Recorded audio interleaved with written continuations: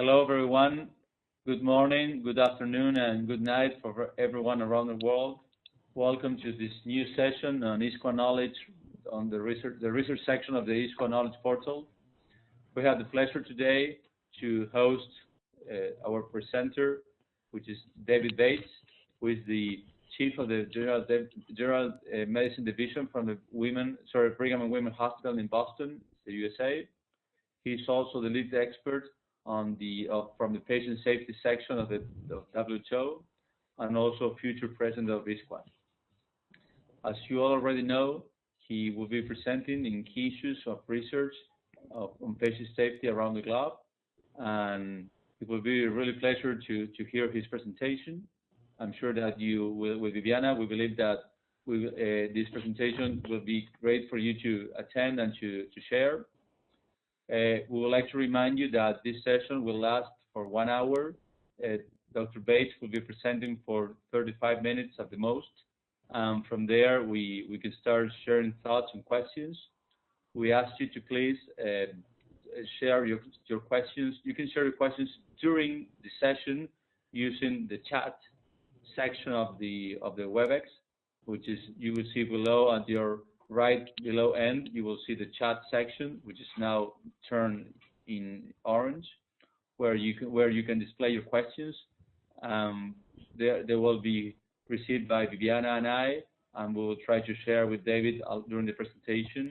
And by the end of it, we will have the answers from him. So, David, we turn the mic to you, and thank you so much for joining us. Well, thanks so much, Ezequiel, and it's a pleasure to be with everybody today virtually. As Ezequiel said, I'm going to be talking about global challenges in patient safety research.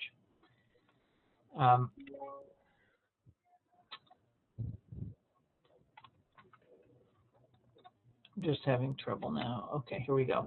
So I'll start by presenting some of the key challenges. I'll talk about why it's important to measure. I'll talk about a brief review of the evidence about what we know about patient safety.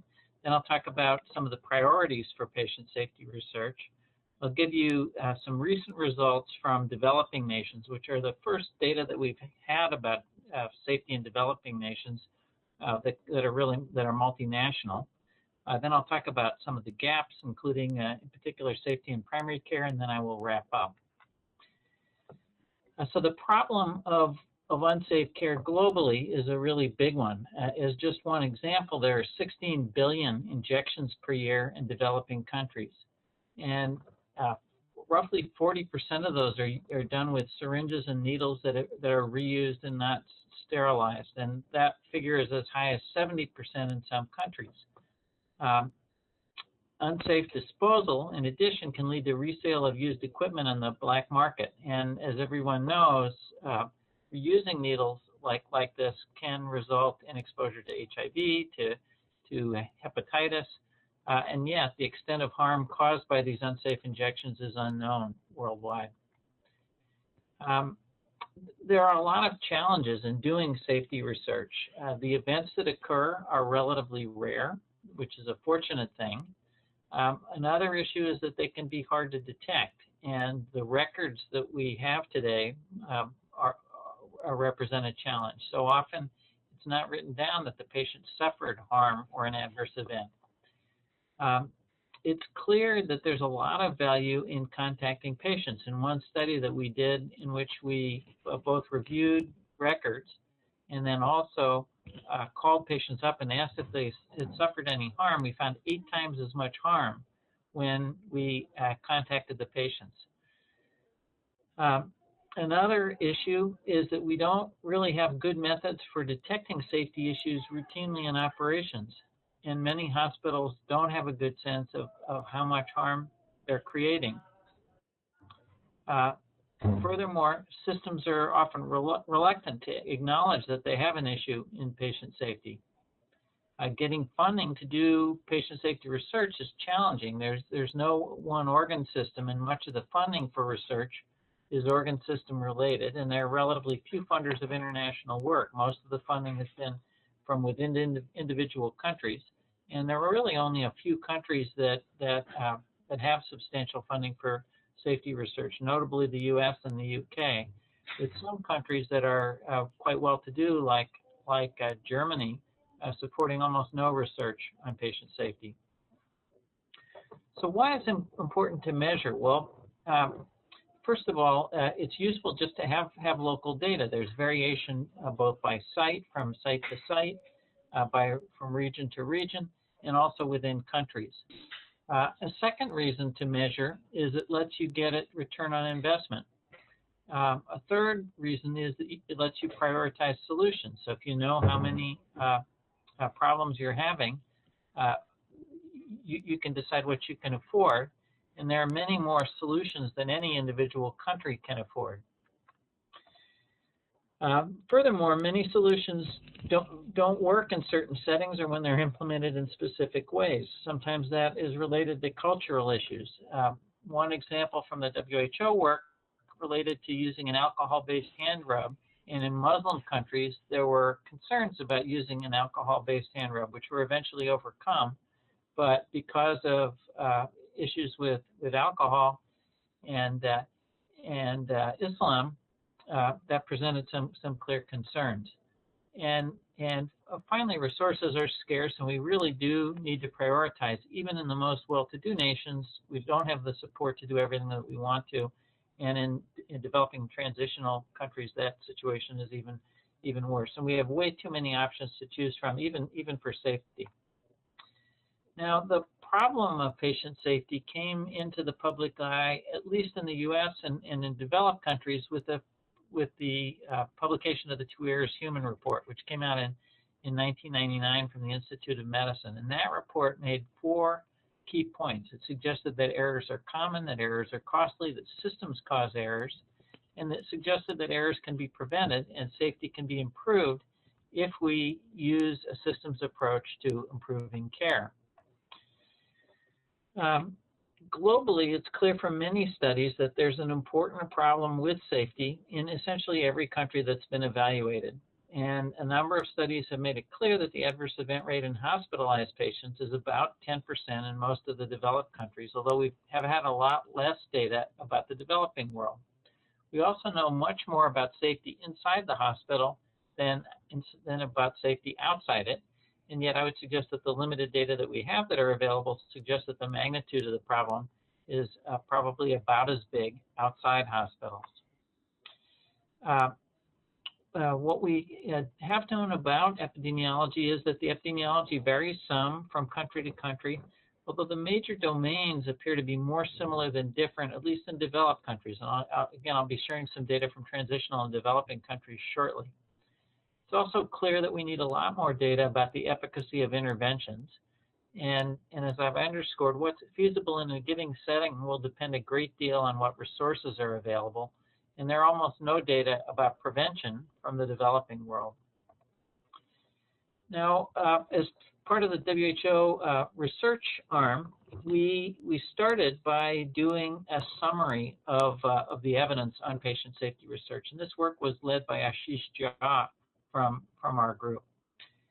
We created a framework for approaching topics. It identified some of the major issues in patient safety, then focused on describing the epidemiology, severity, and potential for intervention, and finally identified gaps in knowledge to help inform a priority setting. From the structural perspective, the key issues are shown in this slide, and they included things like organizational determinants and latent failures, issues around accreditation and regulation for advancing patient safety. Safety culture came out as being very important. So did inadequate training and education around safety, and workforce issues, especially in developing countries. There are also issues like around stress and fatigue and production pressures. In many settings, there's a lack of available knowledge and transfer of knowledge. Often there are problems with having adequate measures. And then another structural topic is issues around devices and procedures which don't have sufficient human factors engineering. There's another whole set of process topics, and here the key ones that we focused on were misdiagnosis, poor test follow-up, counterfeit and substandard drugs, unsafe injections, which I talked about a bit before, and then finally bringing patients' voices into patient safety. Some of these are quite hard to get your hands around. For example, when we tried to summarize how big a problem the issue of counterfeit and substandard drugs was, we ran up against very limited evidence, even though it's clear that in many countries, as many as half of all drugs may be counterfeit. And then the last category was the outcomes topics. These are probably the most familiar.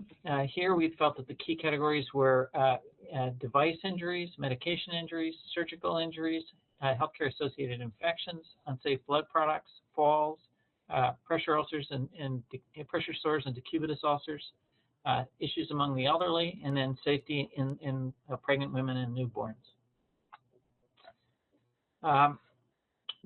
At the end of the day, our summary was that there's likely a substantial burden from unsafe care, that all three categories, the structure, process, and outcomes-based issues may all be useful. We don't have a lot of data even about underlying processes and structures, and there are still big gaps around outcomes. And there are huge gaps in knowledge about solutions, especially even in developed countries. Which solutions are transportable are largely unknown, and then strategies for reducing adverse events for developing and transitional nations are fairly young. I'll give you some examples of those later, but they're really case examples. Now, within the research arm of WHO, we elected to do 5 things when we set up this area a few years ago. First was to establish priority areas, and I'll take you through the priorities that we established. A whole second set of work was to set some directions towards new research methods and tools. I've omitted that just for the sake of time, but we developed a number of tools which can be used by anyone, and they're available through the WHO website. We also identified some strategies for capacity building. We fostered some research studies in developing and transitional countries, and I'll tell you about some of the results of those studies which have been published recently. And we tried to set up and foster networking between people who are interested in safety from around the world. So on the priorities front, we published the results of the work that we did in the British Medical Journal in 2009. And what we did here was to develop a set of global priorities for patient safety research, which was stratified by level of development. And we broke things down into 3 categories: developing, transitional, and developed. For developing countries, the key priorities were development and testing of locally effective and affordable solutions. It was interesting to me that solutions really rose to the top, but people felt very strongly that we needed to focus even early on solutions. Second, and closely related, was cost effectiveness of risk-reducing strategies. The third priority was counterfeit and substandard drugs, even though we don't have good evidence about exactly how much of an issue this is. Fourth was inadequate competencies, training, and skills. And fifth was maternal and newborn care. And you can read the other priorities. In transitional countries, the priorities were relatively similar. So again, top was development and testing of locally effective and affordable solutions and cost effectiveness. But here, lack of appropriate knowledge and transfer of knowledge was quite high. So was inadequate competency, training, and skills. And so was lack of communication and coordination, including handoffs.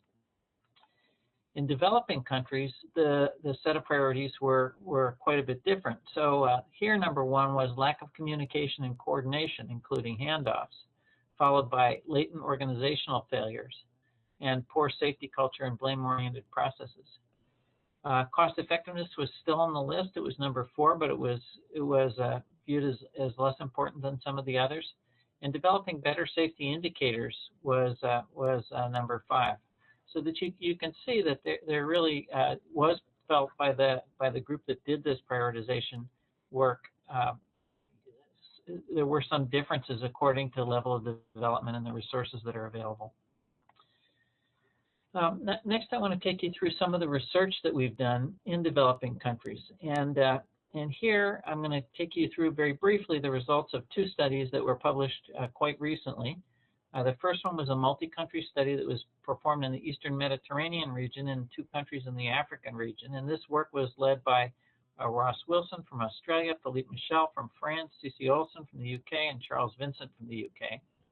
And then I'll tell you about the results of a multi-country study that was done in the Pan American region. And this was done in the collaboration with the Spanish Ministry of Health. So here are just some of the countries that were studied, and as you can see, it was a pretty diverse array of countries. Included countries like Morocco, Tunisia, but also Sudan and Yemen, which both of which have had quite a bit of political upheaval recently. The 2 African countries that were included were Kenya and South Africa, the ones that are in the Afro region. In the Pan American region, the countries were Mexico, Peru, Argentina, Costa Rica, Colombia, and Brazil, although Brazil ended up dropping out. Now, when you go to do a study like this in a developing country, you run into issues like what you see here. You can see what the records look like, and this motorbike was used to transport records from place to place. It was parked in the place where the records were, just to keep it from being stolen. And here's the closer view of the records. You could imagine if you're trying to look through these records, how it might be hard to find that an adverse event has occurred. There's a particular strategy that you're supposed to follow, but records like this pretty clearly represent a major challenge. So what were the key results that came out of EMERO-AFRO? Well, first of all, it was clear that healthcare is causing permanent disability and death in both developing and transitional countries. The patterns differ from developed countries. Much of that harm is preventable, around 3/4. In developed countries, the comparable figure was around 1/3. And it was also perceived to be especially helpful to consider these issues in light of prevention strategies.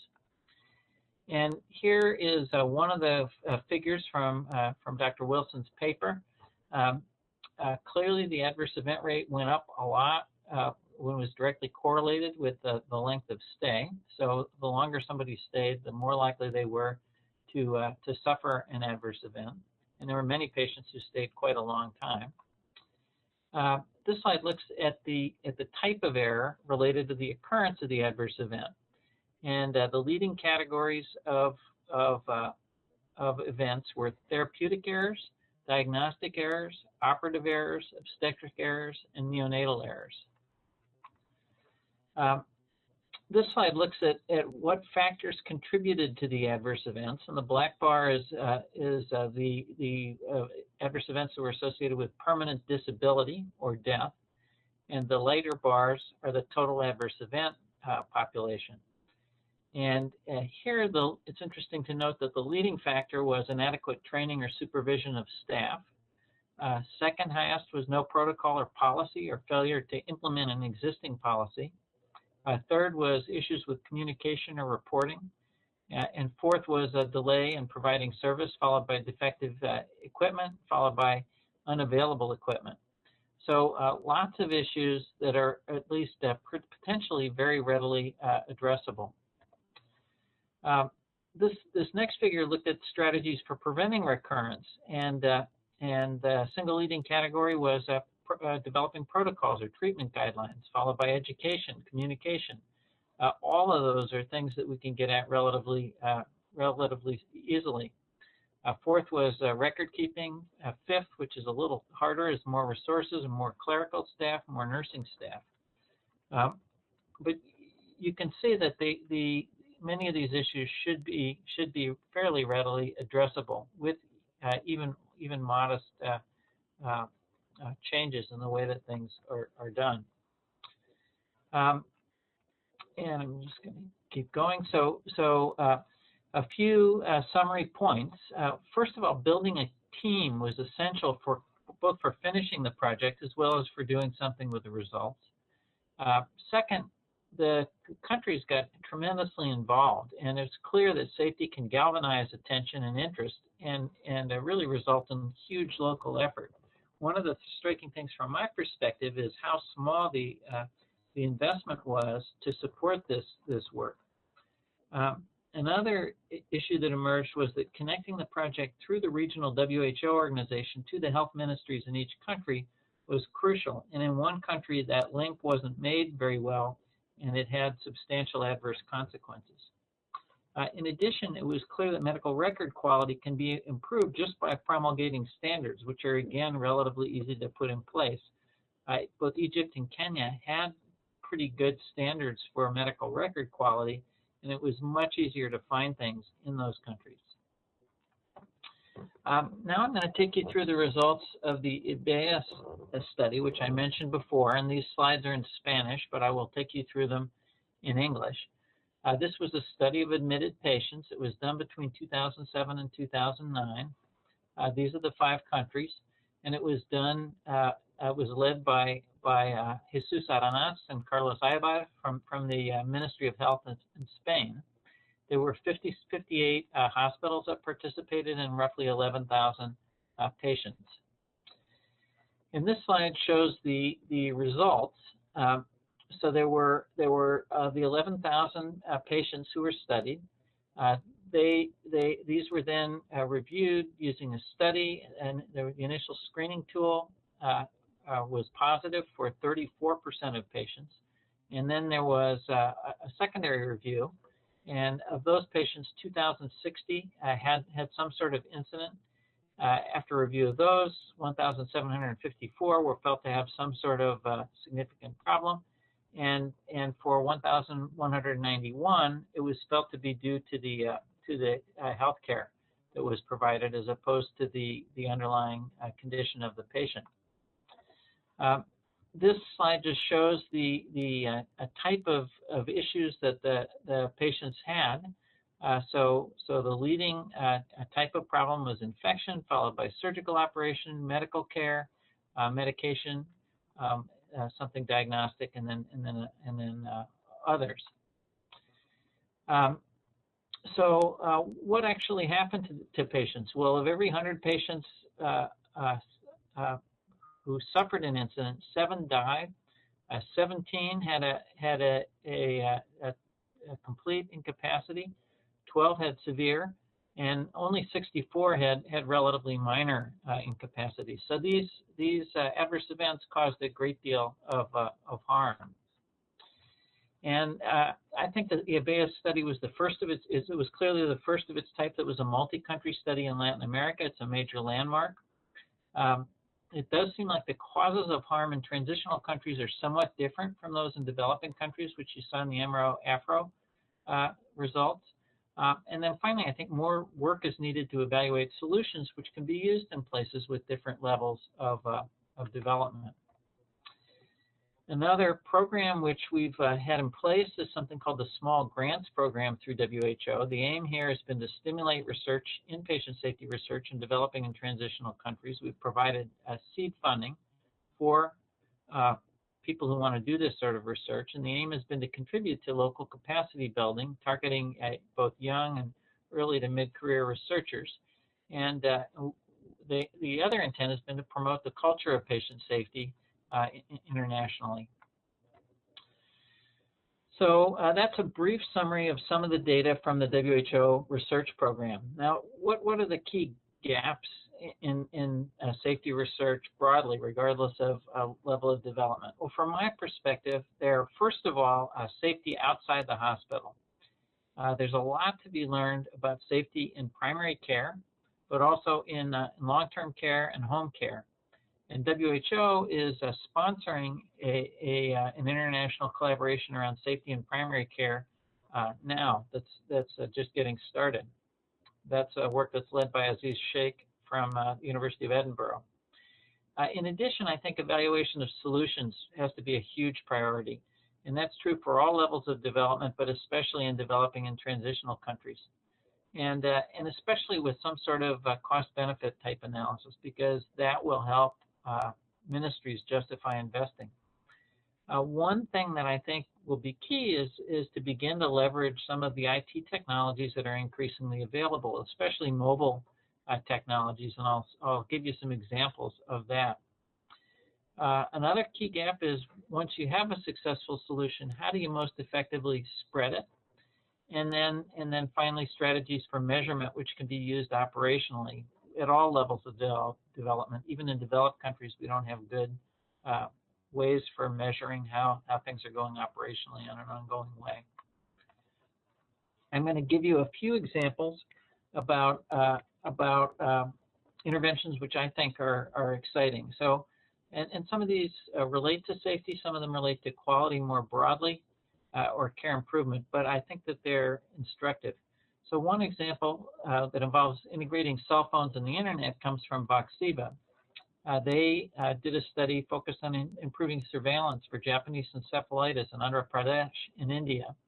And they used cell phones linked with GIS to understand how common the disease was, and to identify clusters early on. Another example is that there was an observation that the maternal death rates were really high in Ucayali, Peru. And what they did there was to enable phone and web communication just between all the health professionals in remote areas. They recorded all the reported data in a central database, and that's helped address those mortality rates. Another example comes from Nareth Carlisle from Tanzania, and here he observed an issue that the tuberculosis cultures were taking weeks to turn positive. There were often very substantial delays in getting information that a specific patient had tuberculosis to a healthcare worker, and he tried to use the approach of leveraging cell phones and texting.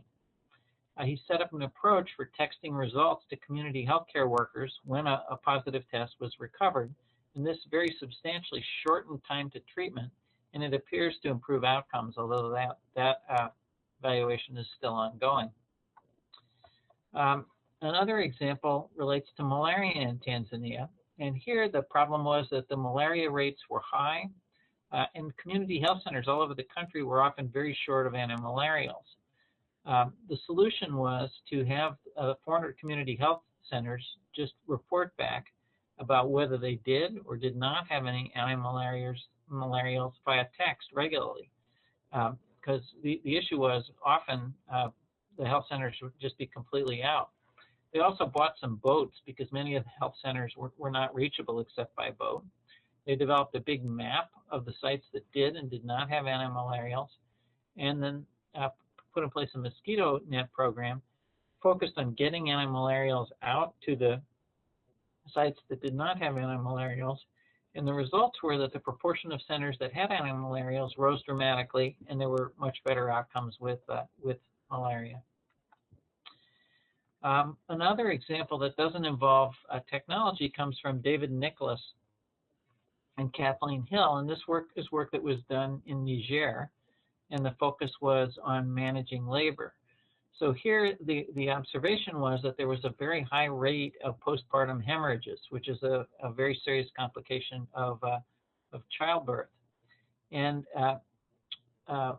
they'd observed that active management of the third stage of labor could reduce the frequency of those complications. And they then put in place a program to try and increase the use of this approach.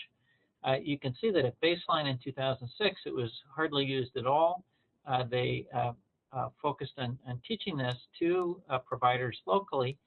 The proportion of births covered by active management of the third stage of labor, gradually got up and approached 100% in the facilities that they were studying.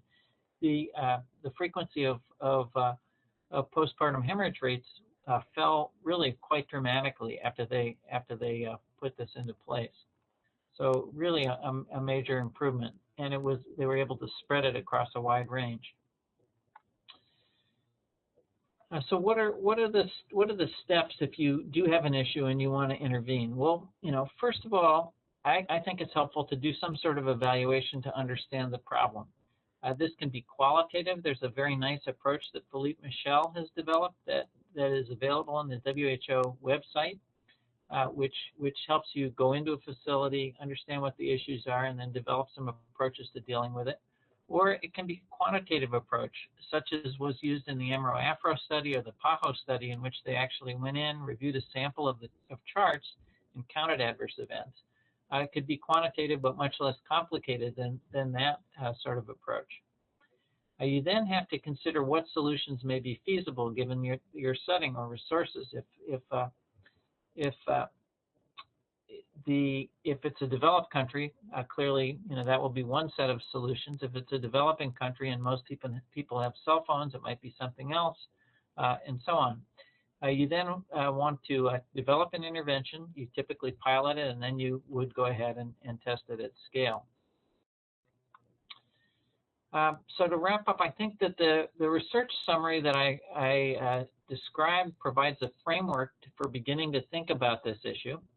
I think that the priorities that we published are useful as a beginning, but really they're just a beginning, and the intent was to help guide development of priorities at a local level.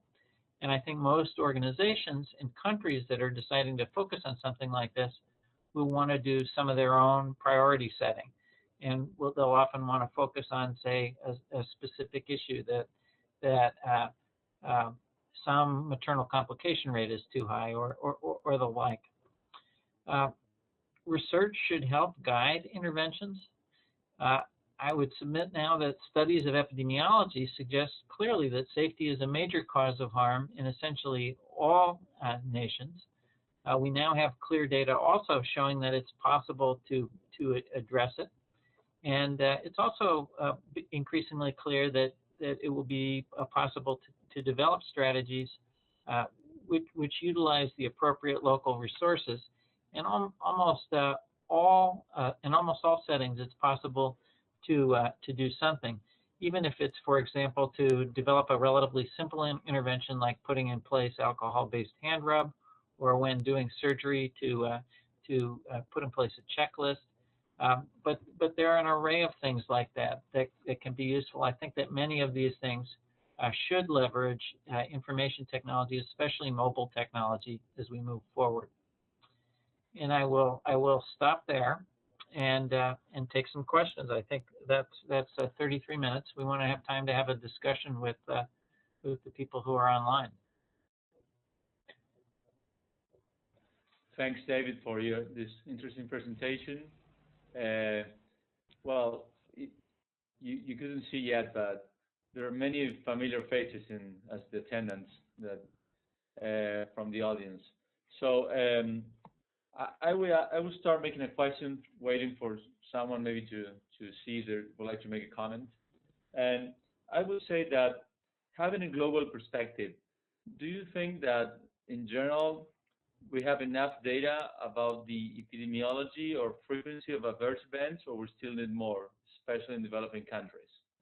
And the reason for this question is to comment on why, if we still need to focus on the frequency and the risk factors of our adverse events, or start to focus on the solutions trying to prevent them. Well, I guess I would say we need both, but I think that the things that will take us the farthest forward are studies that focus on solutions. In an individual country, it is really useful to establish that there's a problem just to generate local will, especially in many developing countries, because ministries, for example, are often really reluctant to get involved. And just having a little local data makes it very clear that they have to take the problem seriously. But I think the emphasis should probably at this point be more on solutions. We still have very little data, though, from some regions. So, for example, there's never been a big study of the frequency of harm in India or China. And those countries, account for a very large part of the world's populations. Dr. Bates, hi. I have a question. Can you hear me? Yes. Yes. Looking at the numbers and looking at the 10% of rate, it seems that if it would be a technology or a drug, all over the world would be looking for an answer about it. Which is the most important barrier that you find to found this the research programs, or to try to find a solution for this problem? There's so many. I think it's hard to say. I would guess the single most important barrier is probably the failure of some leaders, especially at the ministry level, at the national level, to acknowledge that safety is still an issue. In many developed countries, we've kind of gotten past that, but in countries that have not confronted this, it's easy to just ignore the issue, because this main strategy that we've used to identify adverse events has been self-reporting, and self-reporting typically identifies only 1 in 20 adverse events. There's another question from Dina Barudi, who asked about tools, and it's true that the solution that you have should be linked with a measurement tool, and she makes the point around the surgical checklist and then counting complications.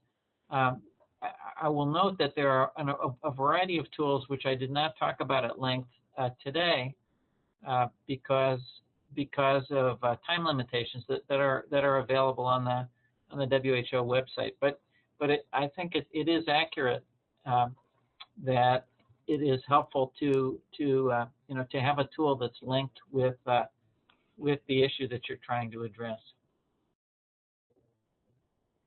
David. Yeah. I have some questions here that you may not see. One, just trying to relate it to something that you just mentioned. Ana Incapie asked about what is your opinion about collecting and using patients' self-reported data of harmful or unsafe events from developing countries or countries in transition? So I think that's a great question, and I think that's one of the most exciting issues to address. The evidence is that patients actually can do a pretty good job about self-reporting issues, at least in developed countries, and I see no reason to expect that they can't do well in developing countries. And when you look at things like the records that I showed you, you can imagine that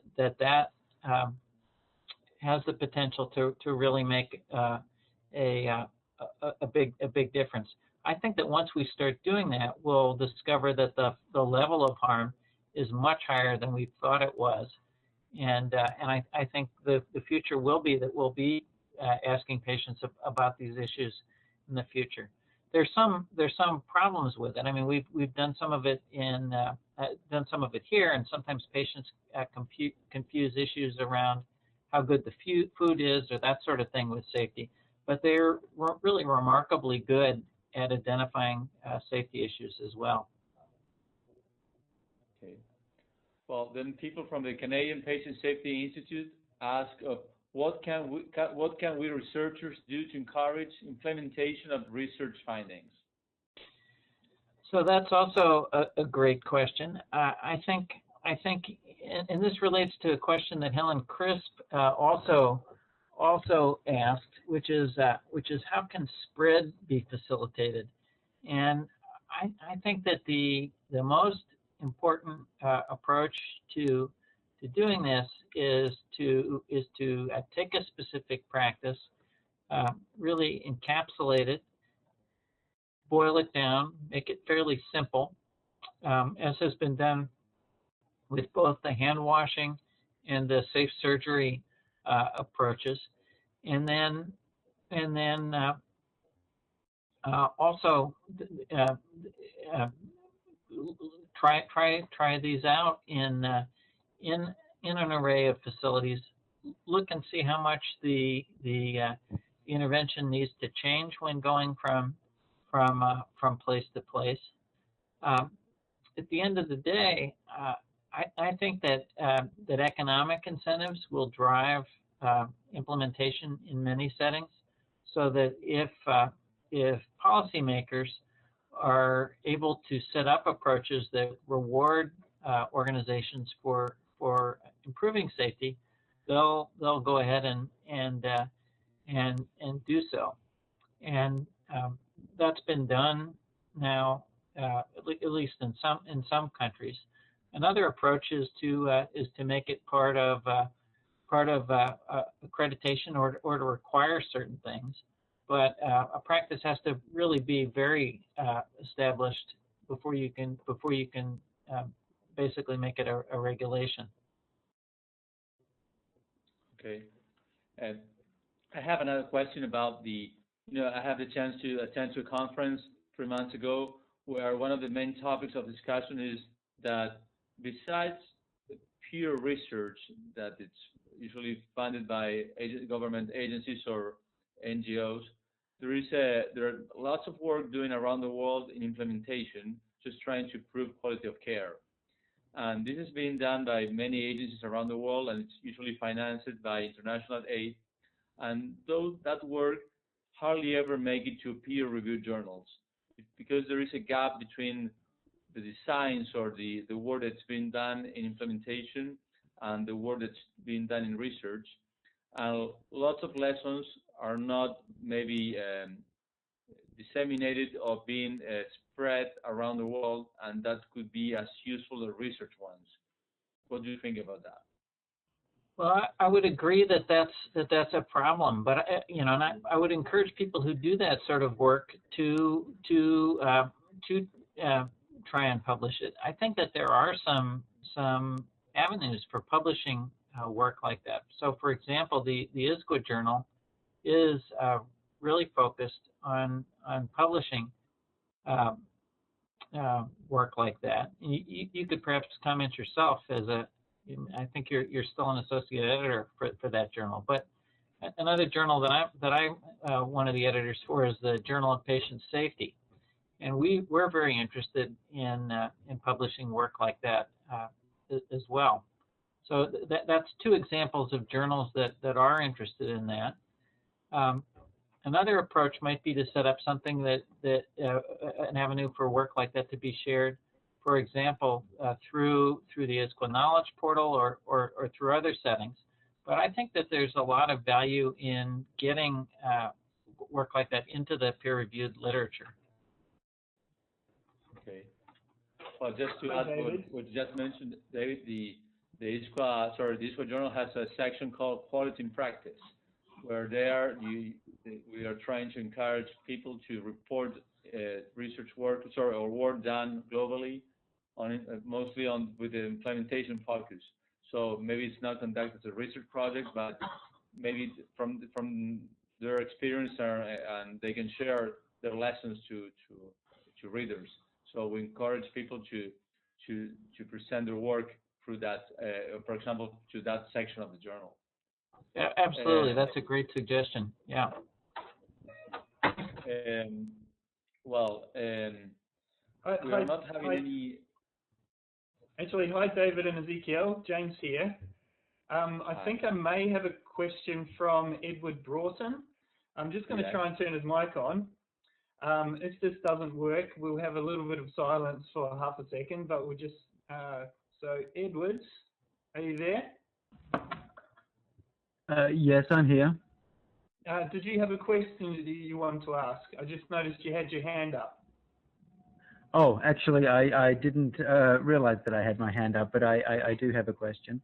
I was wondering if there's an issue with the quality of some of the research that's been done about this, and that's why it isn't getting into the peer-reviewed journals, or is it more of an issue that they're just not being submitted? Well, I'd say it's some of both, but safety research is fundamentally different than some other types of research, for some of the reasons that I mentioned early on. So they're relatively rare outcomes. There are many things that you can't do a randomized controlled trial around. A few years ago, I wrote a paper that was published in JAMA together with Don Berwick and Lucian Leap called Evidence-Based Medicine Meets Patient Safety. And the two paradigms are really kind of different, and so I think it's important to do rigorous patient safety research, but there are some safety questions that you just can't answer. One example is we found that in this country that there were 35 to 40 people dying that we knew of annually as a result of getting injections with concentrated potassium. And the solution was not to do a randomized controlled trial around that, but instead to basically take all the concentrated potassium and put it in one place. So that's not to excuse the studies that are not done well, but the traditional paradigm doesn't work perfectly for safety. Great, thank you very much. And I can add to that that globally, I had the chance recently to become the guest editor for a special number of the ISQA journal on safety from developing countries, and it was interesting to see with Eric Schneider, which is the senior editor of the journal, all the papers that were coming along, and how difficult it was to judge them from the research perspective, because some of them, maybe the majority of them, were wrote as a report of a program evaluation. So it's somehow difficult sometimes for journals to have the evaluation eye on projects. It's like we still have the research paradigm, as David mentioned. It's somehow difficult to find the right evaluations or the right method to evaluate the quality of those reports. So a discussion that's going on around some people that I know is trying to promote the dissemination of a site or portal or even a journal that can host those evaluations in a peer review fashion. So hopefully that will maybe, and I don't know if the same is happening to you, David, but I understand that the ISQA journal is getting many papers as in the past, and it's beginning to have trouble in trying to select the best ones to publish. So there may be some room to maybe try to create another channel to report or disseminate those findings. No, I agree. I think that's a good problem to have. It means that there's growing interest in the areas of quality and safety globally. But it does raise the bar, and there are some important things which are being done from the safety perspective that have struggled to get into the peer-reviewed literature. Okay. And I don't know if anyone else has another question. I think that I don't. So just trying to wrap up. David, just as a final comment, what's your impression for the next 5 years of patient safety research?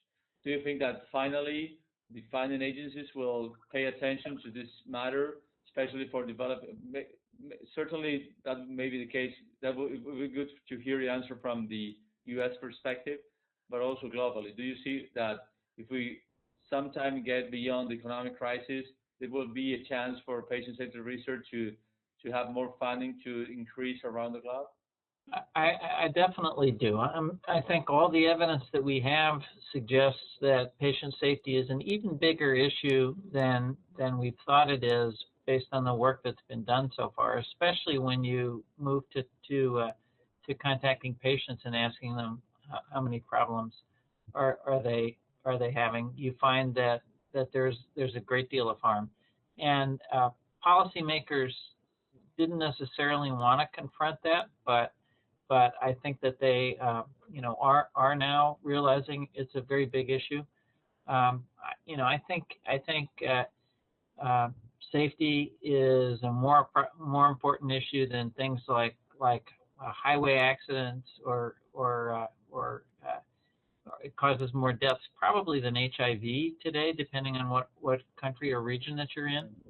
Some countries, clearly that's not the case, but it's a very, very big issue in countries at all levels of development, and we've started to sort of pull the covers off and expose the importance of safety. And policymakers, I think, will pay attention to that and support to research and safety. That there is going to be support for research and safety in the U.S. going forward. It has to compete with other things, but in the U.S., Medicare has stopped paying for adverse events, which has placed enormous pressure on hospitals to try and put in place solutions to prevent adverse events. So I see safety as being important for the foreseeable future. I see. Well, thanks so much for this answer, David, and your time online. I hope that for everyone has been as an enjoyable experience as for us. And well, we understand that ISQA Knowledge will post the taping of this session online soon. So if you have the chance to tell anyone that we have spent this time with David today, it would be great for them to maybe see it after this session. And well, as we mentioned with Viviana in the past, we hope to be in touch for ISQA Knowledge for future activities. And we hope to have your suggestions to improve our work through this channel. We thank again to first to David for having chaired the session. We thank to ISQA Knowledge for giving us the opportunity to meet with you, and we hope you have your suggestions and comments in the future. Thank you. Thanks again to all.